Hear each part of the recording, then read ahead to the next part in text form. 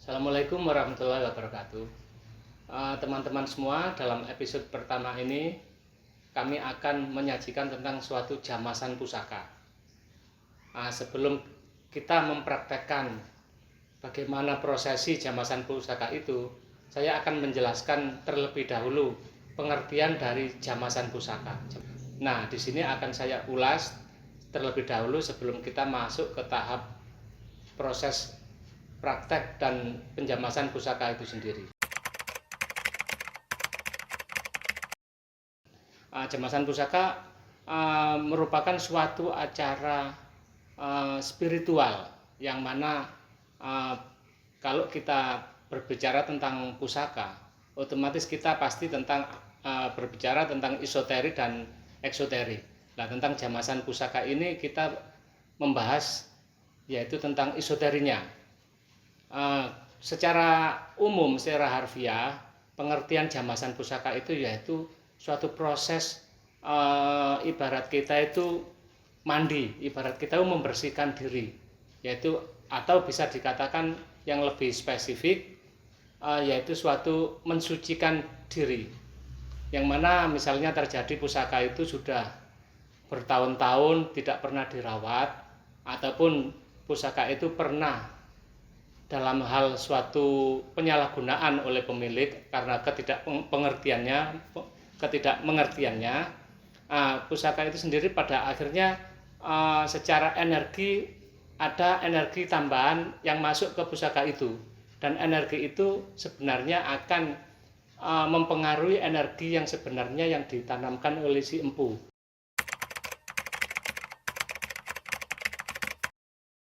Dan tujuan dari penjamasan pusaka itu kita mensucikan, membersihkan dari energi-energi yang tidak diinginkan oleh si empu waktu membakar pusaka itu. Lah di situ kita ada prosesinya, nanti akan kita praktekkan bagaimana cara prosesinya, dan sebagaimana telah terbiasa dilakukan oleh nenek moyang kita mulai bertahun-tahun yang lalu. Jadi setiap bulan Suro pada umumnya kita melakukan jamasan pusaka.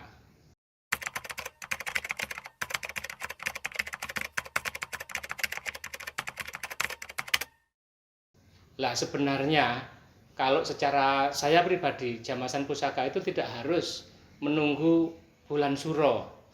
Misalnya saya baru memahari suatu pusaka dan pusaka itu tidak pernah dijamasi, otomatis sebelum masuk lemari koleksi pasti akan saya lakukan penjamasan pusaka, karena biar tidak ada pengaruh-pengaruh energi negatif dari pusaka yang baru masuk ke koleksi saya. Jadi intinya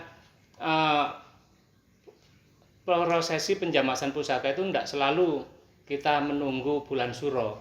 Itu pengertian saya secara pribadi ya, bisa kita telaah. Jadi nanti kalau misalnya sudah menjadi agenda tahunan, baru kita melakukan setiap tahun, artinya setiap bulan Suro.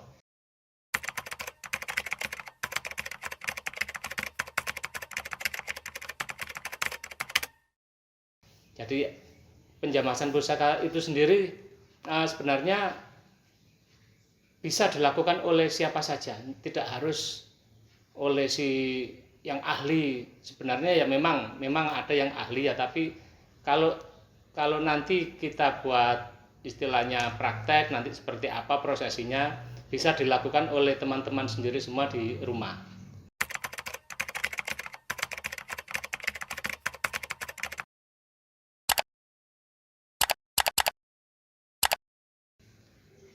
Perlakuan jamasan pusaka itu sebenarnya yang mungkin teman-teman sudah pernah lihat atau pernah mengikuti, sebenarnya kalau kita melakukan sendiri, kita nggak harus menggunakan istilahnya ubur ambe ya, kalau orang Jawa bilang. Nggak harus lengkap, misalnya harus ada tumpeng, harus ada bubur ini, harus ada itu, macam-macam.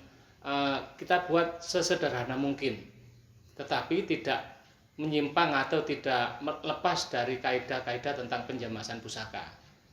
Jadi kalau melakukan sendiri, jadi sebenarnya itu bisa, jadi tidak memakan biaya yang besar ataupun tidak harus ritual yang berlebihan. Jadi prosesinya nanti itu kita yang utama kita panjatkan doa kepada Allah Subhanahu wa taala ataupun pada Tuhan Yang Maha Esa untuk kepercayaan yang lain ataupun agama-agama yang lain. Yang intinya dari doa-doa itu kita memohon pada Tuhan Yang Maha Esa agar energi-energi negatif yang ada di pusaka itu untuk biar bersih, biar pergi dari pusaka itu sendiri, sehingga tinggal energi yang ditanamkan oleh empu, yang dimau oleh empu waktu pembabaran pusaka. Sedangkan ataupun doa-doa yang intinya doa-doa tentang kita bacakan doa-doa tentang ketauhidan ketuhanan itu sendiri, dan itu pun nanti bukan yang artinya kita mensucikan pusaka itu dari hal-hal yang di luar keesaan Allah Subhanahu wa taala. Oke, teman-teman, saya kira penjelasan tentang jamasan pusaka sekilas bisa dimengerti dan dipahami. Selanjutnya kita lihat praktek penjamasan pusaka itu sendiri nanti seperti apa. Mari kita lihat dan kita saksikan secara seksama dari tahap ke tahap.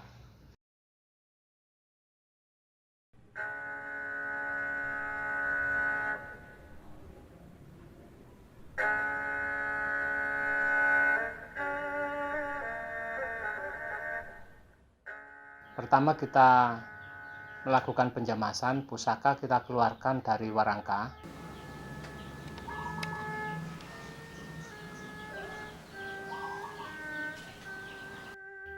Setelah itu pusaka kita letakkan di atas nampan yang berisikan air dan bunga setaman. Selama pusaka ada di atas bunga setaman, penjamas melafadzkan doa-doa yang dipanjatkan kepada Allah Subhanahu wa taala, Tuhan Yang Maha Kuasa, supaya apapun yang menjadi artinya apapun yang menempel, energi-energi ataupun aura-aura yang menempel, yang bersemayam di pusaka yang bukan kehendak dari empunya dulu, itu biar bersih, biar tidak bersemayam di pusaka itu karena izin Allah Subhanahu wa taala.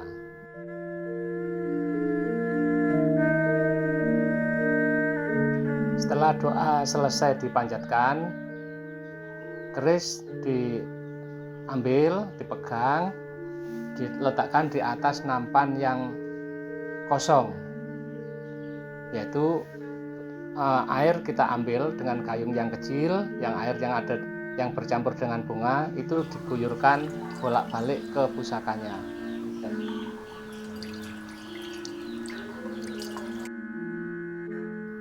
Setelah air diguyurkan bolak-balik ke pusaka, kita berhenti sejenak, yaitu untuk memanjatkan doa sambil pusaka dipijit-pijit, yaitu doa, misalnya kita memanjatkan doa Subhanallah walhamdulillah wala ilaha illallah wallahu akbar.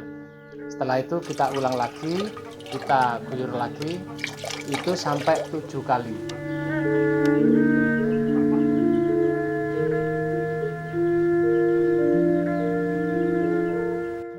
Setelah 7 kali, pusaka kita bersihkan dengan kanebo ataupun juga dengan tisu,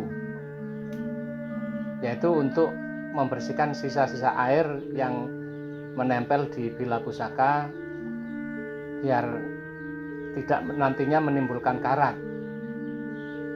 Selama kita membasuh dengan membersihkan percikan air dengan tisu ataupun dengan kanebo, doa tetap kita lantunkan. Setelah kita lantunkan merasa cukup bersih, baru pusaka diletakkan di suatu tempat, yaitu tujuannya untuk mengangin-anginkan air yang masih menempel di pusaka biar benar-benar kering. Setelah merasa cukup kering, baru pusaka kita minyaki ulang dengan minyak pusaka yang sudah dicampur dengan aroma wewangian.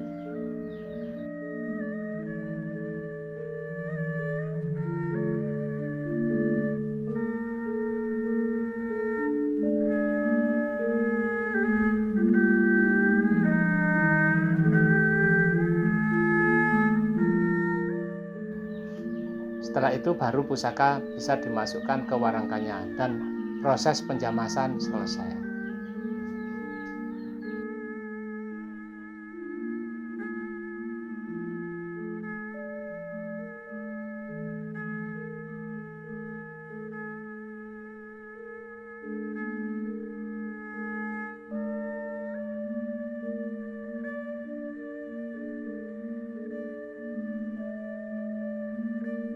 Demikianlah teman-teman, sahabat semua, sudah kita saksikan prosesi penjamasan pusaka dengan cara yang sederhana dan bisa dipraktekkan di rumah masing-masing. Saya kira proses penjamasan pusaka sudah mewakili dengan secara apa yang dibutuhkan. Mungkin kalau dari pemirsa ada yang kurang tentang prosesi saya menjamasi, bisa ditambahkan sendiri atau mungkin disempurnakan lagi kalau memang itu merupakan suatu, menurut pemirsa ada yang masih kurang. Saya kira cukup sekian dulu tayangan kami tentang penjamasan pusaka. Saya Rahmat Basuki. Salam budaya dari channel Tlata Wilwatikta. Assalamualaikum warahmatullahi wabarakatuh.